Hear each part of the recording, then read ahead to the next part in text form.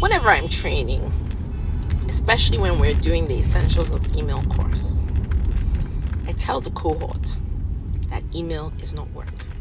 And almost always, someone is quite unhappy with that statement. And I am challenged. What do you mean? What do you mean? At my work, I have to send 50 emails a day, or I have to treat 200 emails a day. This is what I mean when I say email is not work. Or email is a tool of work. Let's start with that. Email is a tool of work. But email is only work when it moves the needle on your business objectives. If you secure a customer, if you secure an opportunity to engage with the customer further, if you help the customer, that's when carrying out the email or sending the email has become a work objective. I've just got a very irritating email, and that's actually what has made me share this with you. So shout out to this particular practice for irritating me today and allowing me to teach all of you. So in this email, you can see here, I've asked for availability for an appointment, and I've given a preference of 2 days.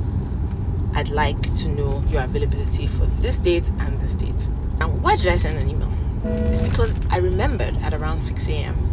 which the business is not open then, or the email is not manned, or the phones are not manned. This is the response I got. Please send your phone number for proper communication. Now, first of all, proper communication implies that I, who have sent the email, have communicated improperly. So that's irritating. Whatever you do, don't irritate your customer.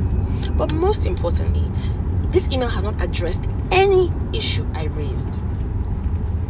Let's assume that your preferred mode of communication is telephone. First of all, I do not believe that businesses should be steering or bullying customers into using their chosen modes of communication. And I think that if you are going to do that, then you have to provide superlative service so that people can overlook it. But that's another story for another day. Now, back to the issue. You've sent me this email. You haven't given me availability.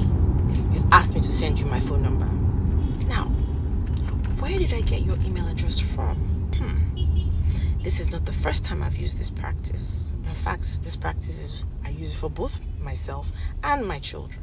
So, how about you do some work? Check this email address, link it to previous appointments, and pull up the phone number. And then you could send me a text saying, hello, you reached out by email, da-da-da-da-da. Now, I, who prefers to email, would find that marginally annoying, but because I want the appointment, I'd go through. But for you to just send me a message asking me to send you my phone number, there is nowhere in a customer acquisition process flow that is good practice. And this is what I mean about how email is not work. That person has chosen not to do any work. But if they're telling their line manager, they'll say that they've treated all the emails in their inbox. Have you really treated my email? Do I have an appointment? Do I have visibility on your availability? Do you want me to still have to call you? Don't irritate the customer. As much as the customer is not always right, in this particular instance, don't irritate the customer. I hope this has helped. I hope you've learned something. I hope you've taken away something from it. Business owners, please work with your staff and look out, because very